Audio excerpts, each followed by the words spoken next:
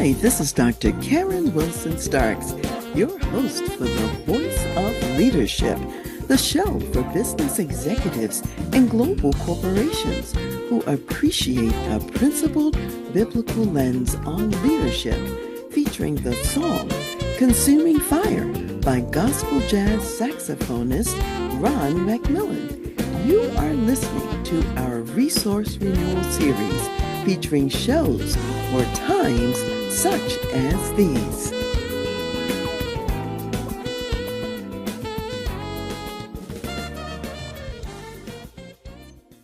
Hello, we're going to continue our conversation today about mental health in the workplace. And if you didn't listen to the last episode, you may want to go back and hear what my three psychologist colleagues also shared on the same subject of mental health in the workplace. We heard from Dr. Tanya Armstrong, Dr. Len Wysocki, and Dr. J.C. Wright on the subject. And I want to just add a few additional pieces in today's conversation. So, one of the things I want to talk about is the nature of stress in the workplace right now. And one of the things I'll mention is that stress is in the eye of the beholder. What one person considers to be stress is not necessarily stress to another person. And in fact, what may stress one person is actually energizing to the next person. So you can't look at it just from your own lens and say, this isn't stressful to me, so I don't think it should be stressful to my coworker. It may be stressful to your coworker, even if it's not stressful to you, because we are all different. So let me just first of all run down some of the common stressors that we are seeing in the workplace today. Some common ones would be very long hours that people have to work. Long hours where there are infrequent breaks, there's no chance to recover, there's no chance to renew. People are working longer, especially when they're working in the virtual context. There may not be a defined lunch break. They may be working in all different kinds of time zones to accommodate people in different time zones. So it will seem as if work is never ending. In addition to the long hours, many people are working in such a way that they're doing the jobs of more than one person at the same time. We already know there's been a great talent challenge in the workplace, so some have left, and that's meant that one person may be taking on two jobs rather than their own alone, and that produces a higher degree of stress or difficulty, especially if you're covering two or more jobs for an extended period of time. We also find that these long hours and multiple roles that people are playing sometimes are taking place in the context of a negative cultural climate. And that negative climate might be one of blame, one of criticism, or one where task clarity is not clear. People don't know what they're really supposed to be doing. They haven't truly been informed. And in addition to that, they may not be receiving feedback about the quality of their work so far. So, all of these things are actually challenging for people in the workplace. People also find they may not have all the resources that they need to do an effective job. And so you want to make sure that, especially when people are doing multiple roles, that you are giving them the resources that are required in order for them to be successful. That could be equipment, it might be machinery, it might be people. Sometimes it's information. People often need information that they don't have in order to be successful. That means that it's important to provide training, important to provide a sense of a career path going forward. Many people are jumping into a job, into the workplace, and they're just thrown out to the wolves without a period of training, without being resourced or facilitated for success. So that increases stress. It increases the sense of a lack of resiliency and an ability to tolerate the difficulties in the workplace. So those are some of the common stressors that we see that people are facing. Another one I'd say that's really big, in addition to the lack of clarity about what to do, is that people are not receiving feedback. They're not being told what they're doing well and what's working. Consequently, they're left to wonder, am I doing a good job or not? Or they might fear that they're not getting feedback because they're not doing a good job. And in some workplaces, the only time that they receive feedback is if it's something negative. And then they get a lot of feedback and they're told in great detail what to do differently. And that can be oppressive for people as well, because people like to have some degree of flexibility, some degree of autonomy in the workplace. So if you're constantly micromanaging, looking over their shoulder, that adds unnecessary stress. So better to train the people, better to give them the resources, and to check in as appropriate where you don't have to micromanage, which is really dysfunctional and not really leadership at all. That's oppression in a sense, what you're doing, and it stands in the way of people doing their best work. When we think about stress, stress is something that occurs on a bell shaped curve. And most of the things we study in science are kind of on a bell shaped curve. So if you look at the left hand side of the curve, you're going to find that as you're going kind of up the mountain, and you're starting on the left, you might have kind of like low stress and there's low impact on your productivity on the left hand side of the curve. But as you start to go up, you get to the middle where the curve is high in the top zone. There you have a moderate degree of stress, kind of high, and a medium amount of impact on productivity. So, what this means is that the stress is facilitative because it keeps you energized, it keeps you at the top of your game. And when you have that positive stress, where it's not too little and not too much, we call that eustress. Eustress is positive, it facilitates us doing our best work. So, on the left hand side of the curve, when you don't have enough of the positive stress, that's boring. People don't feel challenged. The job is boring. So, not enough stress is also a problem. Now, if you continue down the curve from the height of it to the right hand side, now you have an inordinate amount of stress and it is adversely affecting productivity at work. So, in this case, there's too much stress, and what happens in that case is people are unable to marshal their resources, their resiliency plummets, and they feel as though they're overwhelmed. So you can go from boredom to just right to being overwhelmed. And then it's too much. So in the workplace, you want to be checking in with people to find out, do they not have enough challenge? Are they bored? Do they have so much challenge they feel they can't meet the demands of the job? They're overwhelmed and it feels hopeless, so that's too much. Or are they in the sweet spot of what we call eustress? And keep in mind, just as I said earlier, there are individual differences about the level of stress that people prefer. And for some people in the workplace, working at home, working in the virtual context is energizing for them. They love it because they don't have disturbance. They can concentrate. It's quiet. No one's bothering them, and they can get their work done.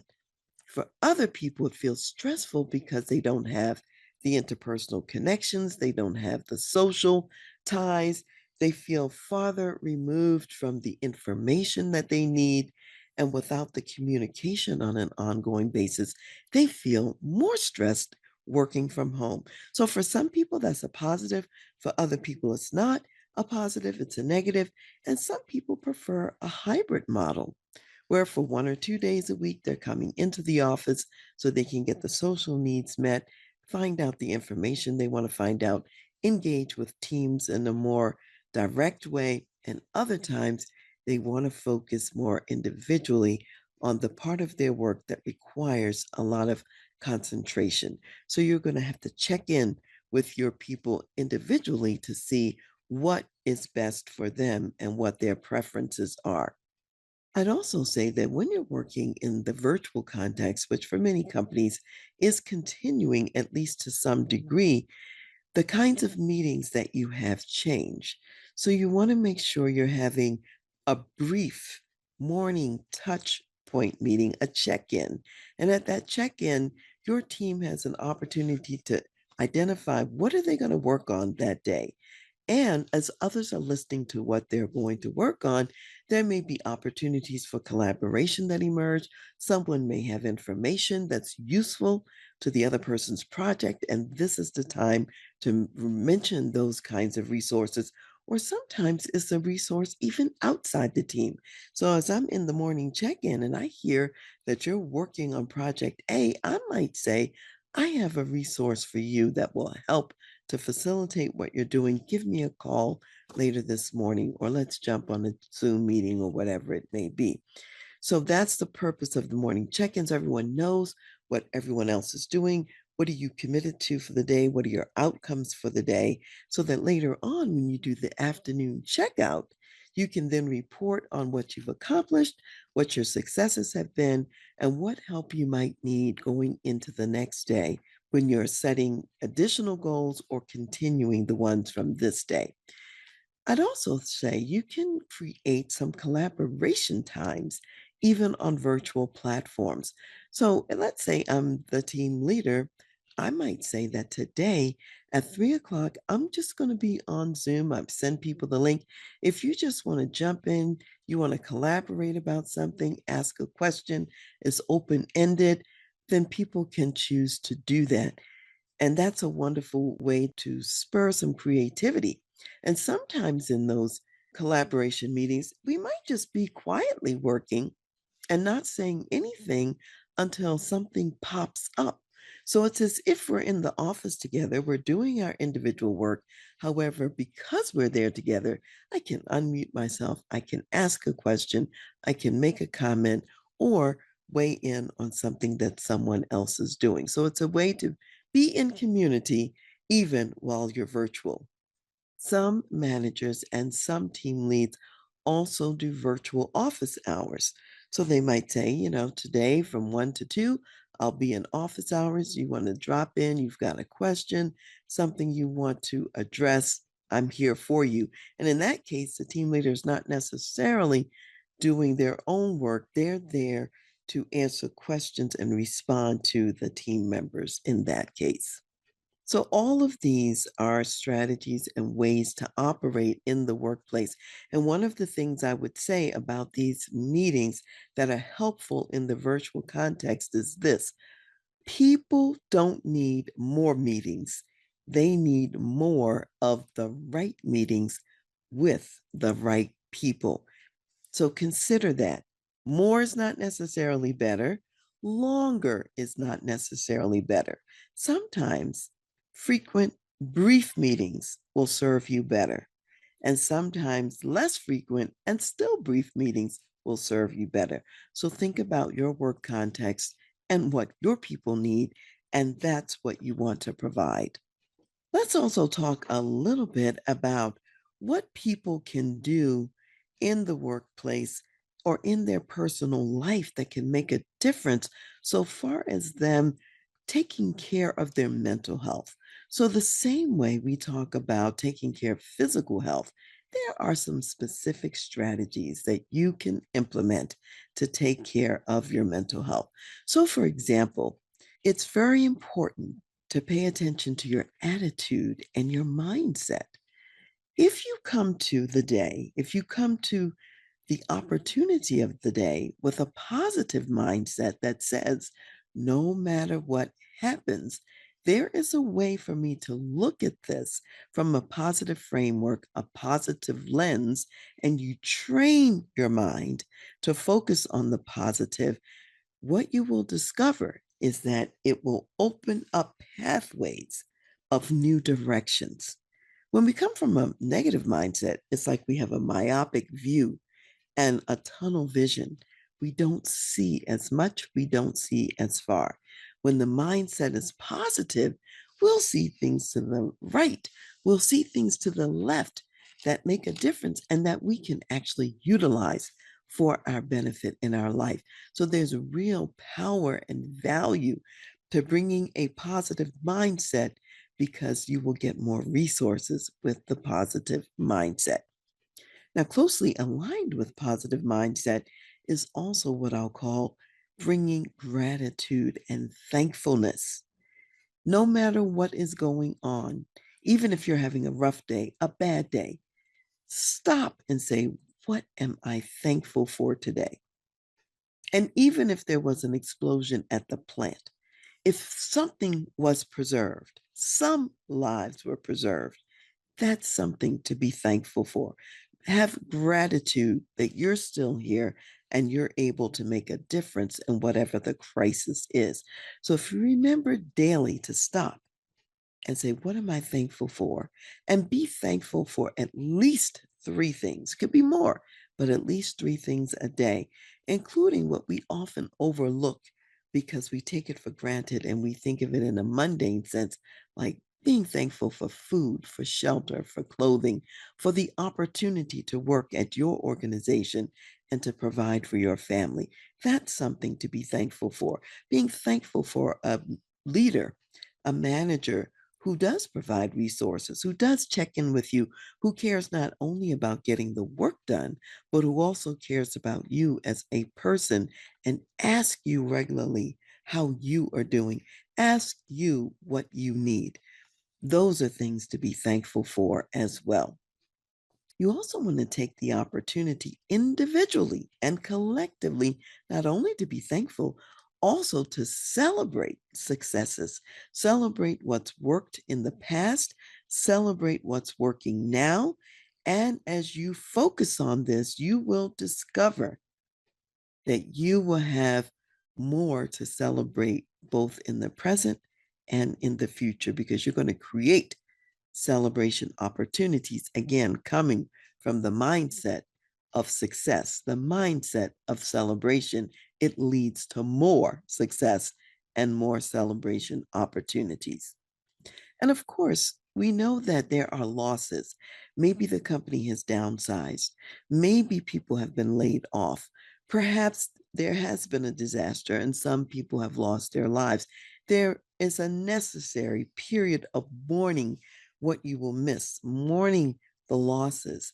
So take the time to be in that space and to celebrate what's been lost, to celebrate what you will miss, whether it be opportunities or whether that be people.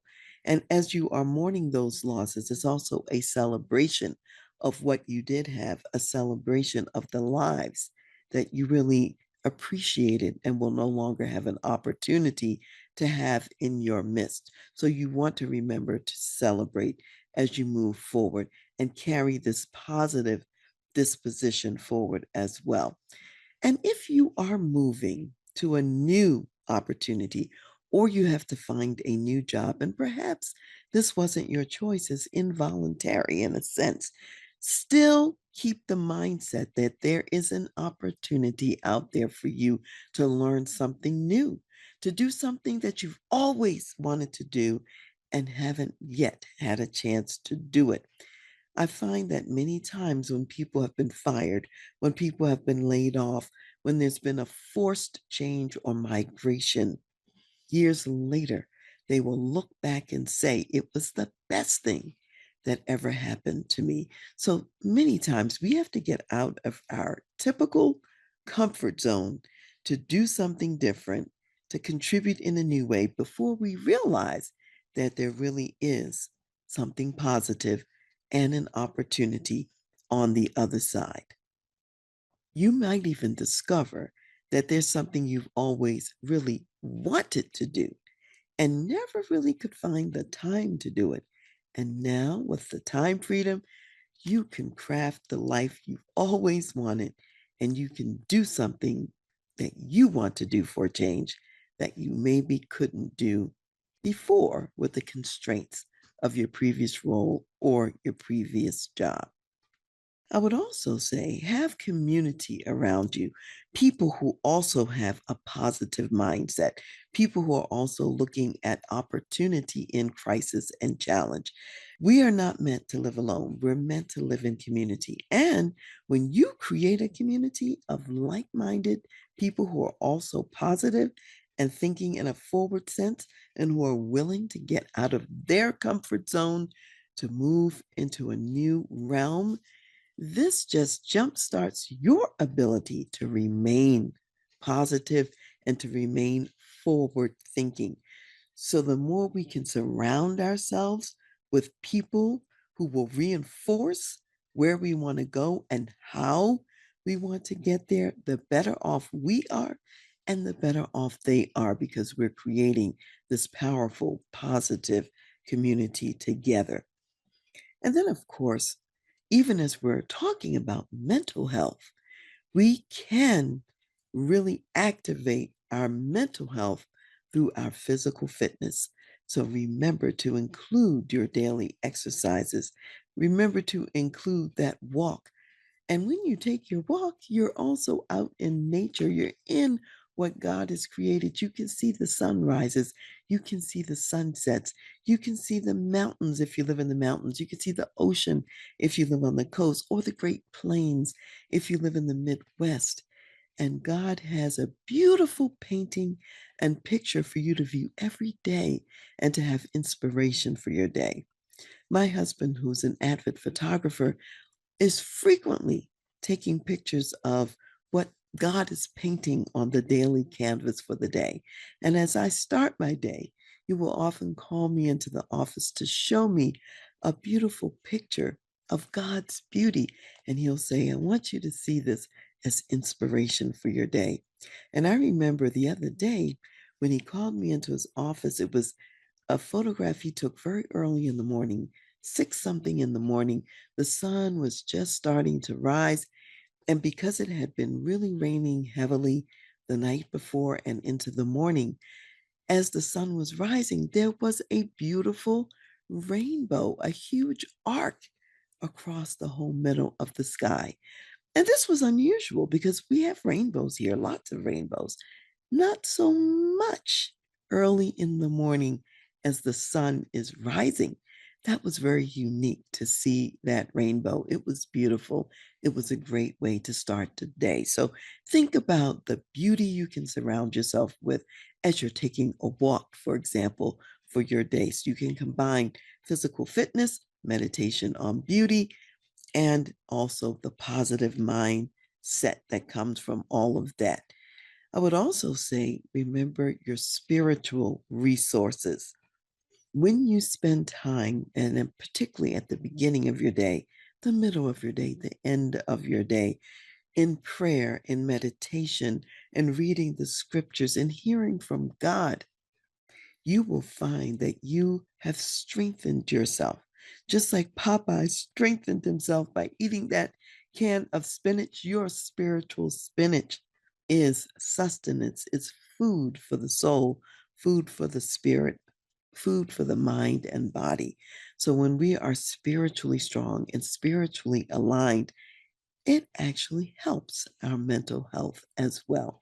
God will remind you of who he is and that he is greater than your circumstances.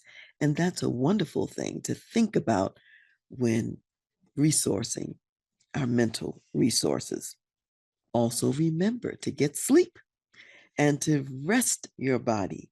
When there's so much stress going on and so much demand, it requires sleep and it requires food. Not just any food, but healthy food, good food choices. So you want to get rest and, if necessary, take a nap. You want to eat and eat well. That also adds to mental health. So, as we think about the signs and symptoms that you might see when you're looking around in the workplace that will let you know that maybe someone is struggling or that maybe you yourself are struggling with something related to mental health, I want you to pay attention to what we call signs and symptoms like number one, sleep disturbance. Maybe you have a hard time falling asleep. Maybe you have a hard time staying asleep, and even though you've only been asleep for 3 or 4 hours, you wake up and you can't fall asleep anymore. Or perhaps you wake up in the middle of the night for no reason. So, if your sleep is disturbed, and particularly if you've not had that kind of problem in before, it might signal that something is happening with you related to your mental health that you may want to address. If you find that you're not hungry and therefore you're not eating, That could be a sign. Or you're eating all the time and you can't stop eating, and therefore you're gaining a lot of weight, makes you feel even worse and more sluggish, or perhaps because you're not eating, you're losing weight. So, either one of those extremes, eating constantly, not eating at all, gaining weight, losing weight, can be a sign that something's going on with you that needs to be addressed. Or if you see that in a coworker, something be going on with them that also needs to be addressed, and you want to be available and ready to note that and to see what help can be provided. Sometimes people will just feel depressed or they will feel anxious, and it's a change from their normal disposition. So if you see someone shift into a depressed state or an anxious or worried state, and that is very different from them, again, this is something to note, something to pay attention to, where you stop and check in and see how that person is doing. Maybe you might be able to offer a word of encouragement for them on that day. You might also see people having low resilience and having a short fuse. They're snapping at people, they're angry all the time, they're screaming, they're hollering in the workplace. Those are signs that a person may not be coping well, may not be dealing well with the stress that they're experiencing in the workplace or in their personal life that's spilling over into the workplace. Sometimes for some people, there's just a change in productivity. A person who's previously been a very productive worker is no longer doing the level of work that they did before. And they just don't seem to be able to marshal the energy to be productive anymore. In fact, you will experience them as being low energy. Maybe they're having a hard time concentrating. And things they used to enjoy, now they don't enjoy those things anymore. There's a loss of pleasure in things they used to like, or you might be feeling this way yourself. Sometimes there's also difficulty with what we'll call the basic task of life, like personal hygiene, taking care of the children, meal preparation, taking care of the home. They don't take showers, they don't wear clean clothes, and this is not how the person has shown up before. So, again, it could be a sign that there's a depression or something serious going on that might require even professional intervention. So, pay attention when these issues are persistent problems, not just a one time occasion where someone may be feeling down or something occasionally that might occur. But if I'm down every day, if I'm depressed, if I'm talking about ending my life, or I don't see a reason to continue living, or I'm feeling anxious or worried all the time. These are things you want to take note of so that you can begin to provide help to people in the workplace who are showing that perhaps they could use a little bit of assistance. And everyone is different too on the origins of challenge and difficulty. So, for some people, the circumstances really relate to what they're experiencing. For other people, they may have a predisposition in their family. So, again, everyone is different, and some people may have a family predisposition towards depression or perhaps even some of the conditions that have affect your thinking processes. Maybe conditions like schizophrenia or sometimes bipolar disorder. And if that's the case and it runs in someone's family and they have the predisposition, it may not take as much in the workplace to trigger some of those responses. So think about your own family history and whether or not you might have a higher predisposition or likelihood to be impacted or affected. And then, if so, early intervention is important no matter the history or the cause. If you intervene early, there are far more options and choices that you have on the table. And you want to think about that for the workplace as well. And some people are dealing with very serious physical illnesses. And if you have cancer and it's a difficult cancer and a lot of pain and it's lasting for a long time, that can actually precipitate a mental health crisis. So think about the interface between the physical and the mental. So if you've got physical illnesses, chronic, long-standing, or very difficult, that can compromise your mental health as well. So when you see these things in other people, pay attention, show care, show some concern. And in the workplace, I think companies can be very beneficial to the workforce by in times like these, where families are still experiencing illnesses from the COVID virus, illnesses from cancers and heart conditions and tumors and ongoing situations like this, and deaths, multiple deaths. This is added stress beyond the workplace. This might be a good time to beef up your employee assistance program. And that's the program that provides mental health counseling from resources outside the company. This is also a time to continue to inform employees about the resources that do exist and how they can use and access those resources. Don't assume that people remember. Maybe they haven't heard about it for 2 or 3 years, and they didn't need the resource then, and now they need it, and they don't even remember that the company provides a resource. So remind people, keep it in front of them, let them know how they can get help, both in the company and also outside the company. So check in, ask people how they're doing, show that you care as you're going along the way. I would also say that even as you are looking at these benefits of your company and you're reminding people of what they are, it's important to also maintain confidentiality.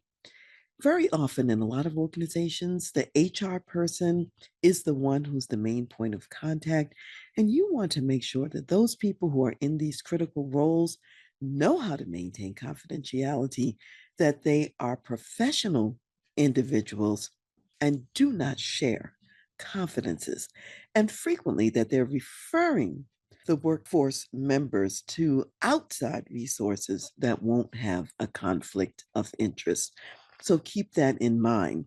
There is usually not a reason why you need to know medical details for people in the workplace.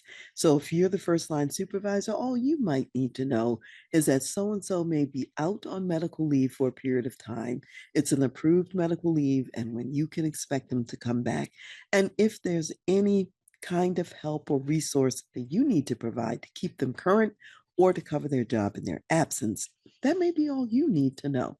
So just keep that in mind. People can be gone for many reasons, whether it's mental health, physical health, or maybe there's a family issue with someone else, another member of the family. So being careful to maintain confidentiality also may increase the likelihood that people utilize the resources that are provided by the company. This issue of mental health in the workplace is very important, and we have spent this episode on it and the last episode because of the importance. And in fact, very recently, I shared some of what I'm sharing with you today with a major corporate company because they asked me to come and to speak to the workforce about these issues. So I want you to know you're not alone. It's not just you who may be thinking about mental health in the workplace. Responsible workplaces all across the globe are thinking about it now and providing resources to their workforces. So do keep that in mind. So as we close today, I'd like to close with a scripture that I find very valuable, and especially if you're a person of faith. And it says in Philippians, the fourth chapter, verses 6 and 7, it says, "Be anxious for nothing, but in everything, by prayer and supplication, with thanksgiving, let your requests be made known to God. And the peace of God, which surpasses all understanding, will guard your hearts and minds through Christ Jesus." Now, I want you to notice what those verses said. It says, don't worry about anything. We have a God who cares. We can take our requests to Him. He is faithful to answer.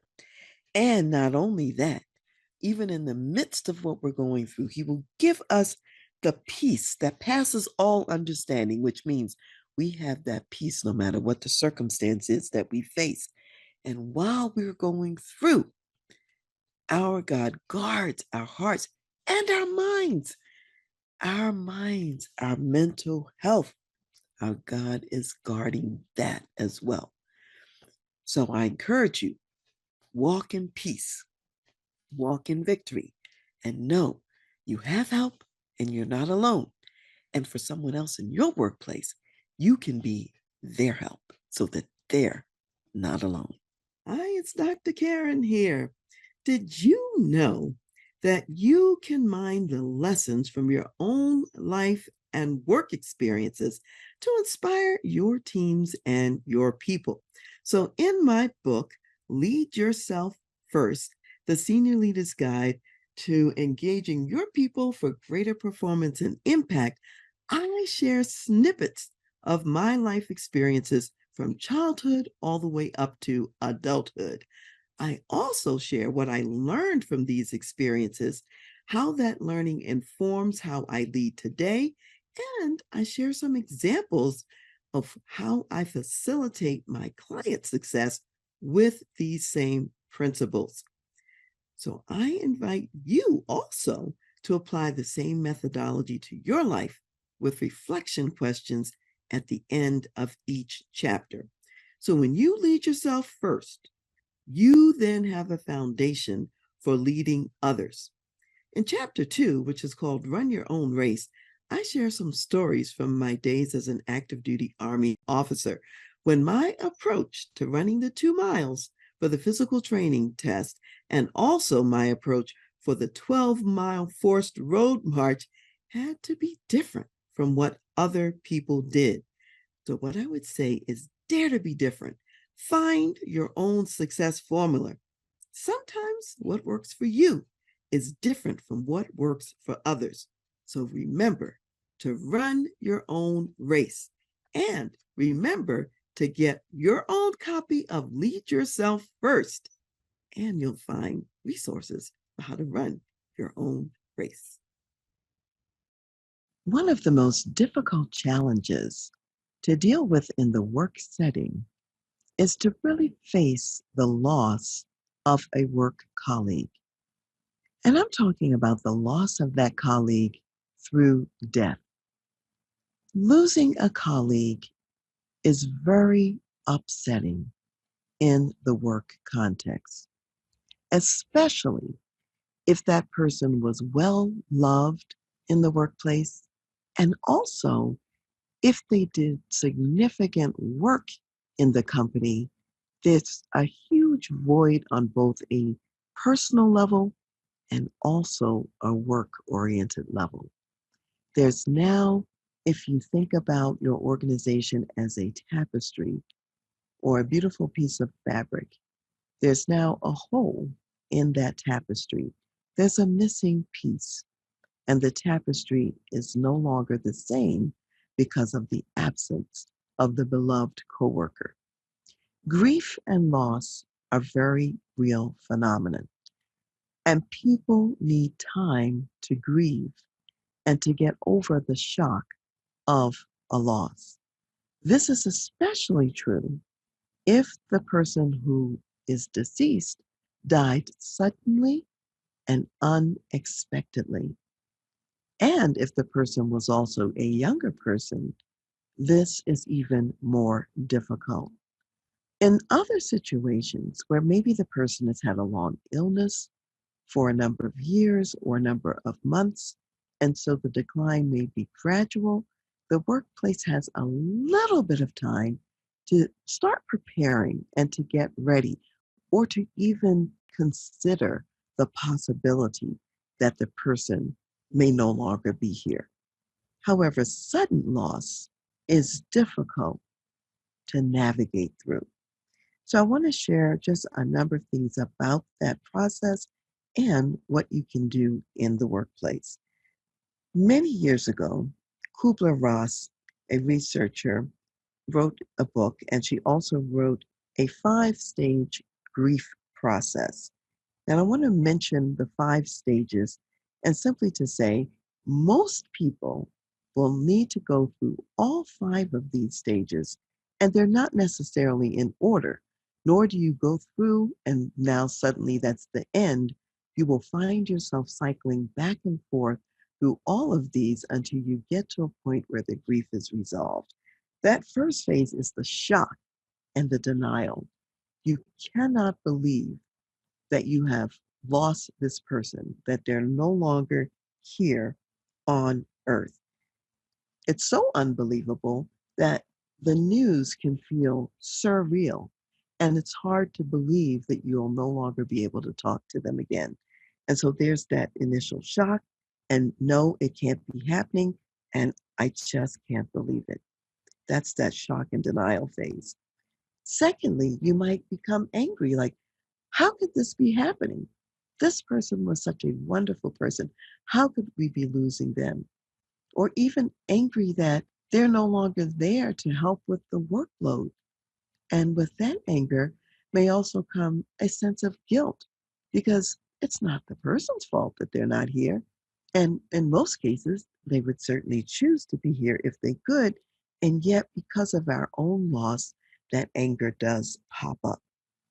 Thirdly, there's a sense of grief, true grief, and just feeling down, feeling sad, maybe even to the point of feeling depressed. Because when we lose someone that's important to us, lose someone that's close to us, we feel that at a very deep level. So there's the sadness. And what I want to say is we're going through these five areas. You cannot really skip any of these and be healthy. So I'm going to encourage you, whatever phase you're in, whatever comes up, allow that to bubble up to the surface so you can experience it and you get through grief by moving through it, not by avoiding it. You must go through it. And then the fourth phase is what we call like a bargaining phase. It's like, oh, well, you know, if I do this, maybe things will be better. Or maybe almost in a magical sense, they might come back. And so you find yourself in there thinking about, well, what ifs and what could I have done or what could I do now or what might make this situation different. And then eventually you come to a phase that is the acceptance phase. You realize you've experienced a tremendous loss. You know the person's not coming back. You've felt the sadness. You felt the hurt, the pain, the anger, and you realize there's no bargaining you can do to change the circumstances. And finally, you therefore accept this is the reality, and then you're ready to move forward and to craft life now without that person who was so important. Now, as I mentioned, you will cycle through these five phases more than once and in various different orders. And how long a person takes to go through grief is very individual. Some people take a shorter period of time. Some people take a long time. Some people will be very sad and they may be in tears, and others might appear stoic. Everyone processes the grief, experiences it in their own unique way. What you want to realize, though, is that grief does take up space in the heart and mind of each person. And because of that, in the workplace, people may be slower when doing their work. They might be distracted. They might have thoughts about their own mortality and some fears about that. It may even open up wounds from past losses and past griefs of other friends or relatives. And for a period of time, people in your workplace may be just less efficient or less effective. And this is especially true the more people felt close to the colleague. So when you're in a situation like this, you want to be very flexible in your workplace. There are some who, upon hearing the news, they really can't work anymore that day. They might have to go home. There are others whose workloads might need to be temporarily reduced. There are some who may just need their top core priorities to focus on, and maybe they just get a little grace on some of the other areas. Not everyone is going to need this. Not everyone is going to feel it, but some of your workforce will. So it's not one size fits all by any means. And you want to be sensitive to where your people are and what they need. As the business leader, you also want to communicate to your workforce about this loss and this incident that's happened. You want to give facts about the situation, whatever can be shared. You want to express condolences and leave room for feelings that come up, including as a business leader, your own feelings about loss and missing this person or the shock that you may be in. You also want to offer to your workforce, you want to say to them, let us know what you need. That includes the flexibility in the work schedule or whatever to get through this season. And again, for some it'll be short and some it may be long. As a company, as an organization, you want to take the time to plan a company version of the celebration of the life of the person who's been lost or a memorial service of some sort. Definitely work with your workforce, your employees to determine what that should look like for your organization and in your setting.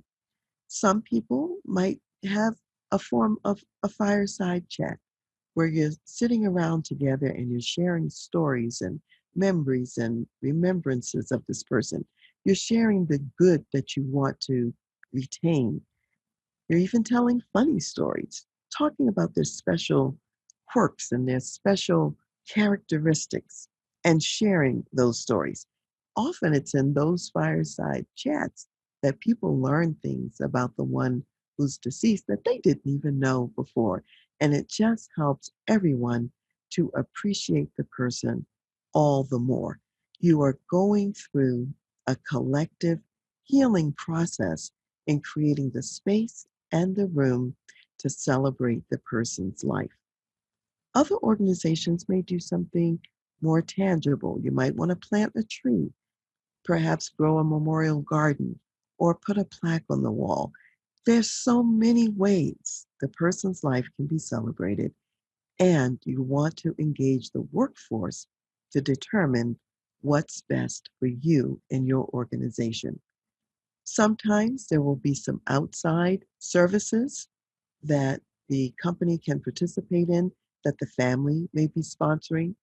And in some scenarios, you might even invite some of the family members to even your company celebration of life. In the short term, while you're going through all of the shock and denial of the situation, you still, as a business leader, have to move forward and you have to get the work done. If this person was core to your business, that means that short term, there are duties that have to be distributed to other people. If the person has died suddenly, you may also have to figure out who is going to go in and box up the person's personal belongings, clean out the office, and all of these kinds of tasks. Eventually, you also will need to post that person's job and find a new person to fill that role. Different people are going to be in different states of readiness when it's necessary for you to begin the job search and the hunt. So it's very important to put out messages that indicate you know that the one who's been lost can never be replaced. They have their own special place in the organization. And so, though you are filling the position, you are not replacing that person. That can be an important aspect to share with the workforce. One way I think about it is to think about great athletes sometimes who, when they retire, they also retire their number because there is no replacement for that athlete, even though that team, that athletic team, certainly does recruit a different player. There will be some employees, depending on their own wiring and how close they were to the deceased, who may have a harder time. And in those cases, you may want to make some referrals to the employee assistance program. Some people may require some additional counseling or to have some private grief work outside of the work setting. In your organization, you may be wondering when you might need to bring a grief counselor into the organization to help your workforce walk through this. In most cases, it may not be necessary, especially if you do the celebrations that we're talking about and acknowledge the person's contributions, then that may actually serve as the counseling in essence that you need. However, there are circumstances where a grief counselor is necessary and maybe should be accessed right at the beginning. If you've had like a catastrophic and traumatic event in the workplace, such as a shooter comes in and shoots a number of people, and maybe this is the only one who dies, but this is a traumatic event, there's that tragedy, that probably will require some collective grief counseling work on the part of the workforce. Or if, let's say, because of the COVID-19 pandemic and an outbreak in your business, a whole segment of people were lost as a result of that, that probably will require a grief counselor. Or perhaps the death is under unusual circumstances, such as the person takes their life at their desk at work, or it's a suicide, or a murder, or something of that sort. Each situation is different. And what you want to do is gauge where your workforce is, find out what they need, continue to communicate all along the way at different stages. And when it's clear they need something that has not yet been provided, then take the steps to provide what's needed. Here's something to keep in mind: how you handle this loss and how you treat the memory of the one who is gone is speaking volumes to your workforce that is remaining. And you want to communicate to your workforce the value of people in your business. If you move on as though it's business as usual, there's no time to acknowledge the loss or the memory of the person. People in the workplace may feel a sense of being devalued. They may feel as though they're being treated like replaceable cogs in a wheel. This may be so devastating that some of your workforce may choose to leave your business as a place of employment because that will feel so unpleasant to them. So I encourage you, take time to honor the people who you have lost. Show your values as a company in how you honor those people. Let your employees be proud of the company and what you stand for because of how you walk out those values in this difficult time of loss and grief of a coworker.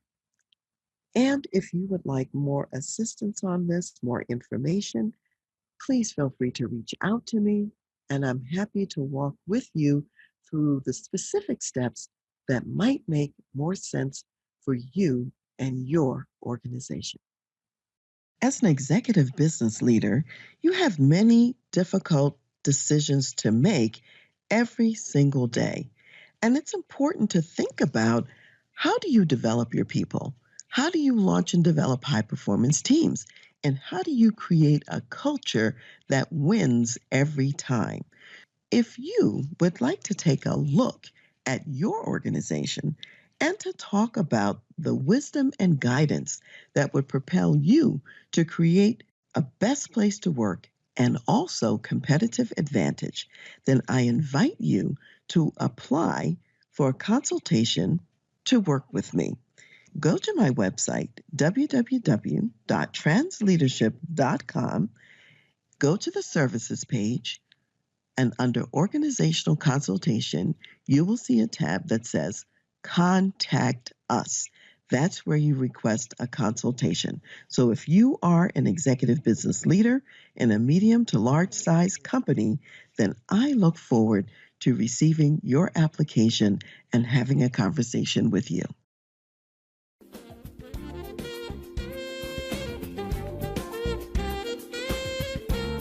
Thank you for listening to The Voice of Leadership with me, Dr. Karen Wilson Starks. I am also your concierge executive leadership advisor for when you need to make tough business decisions, facilitate executive succession and transition, develop your executive team, lead change, create a positive and profitable culture, or leverage marketplace creative advantage. You can reach me at Dr. Karen, Karen, at transleadership.com. Also go to my website, transleadership.com, for more leadership resources and insights. I want to give special thanks to Ron McMillan, gospel jazz saxophonist and national Billboard recording artist, also known as Mr. Sirius XM Jazz Watercolors, for allowing us to use his gifted music on our show.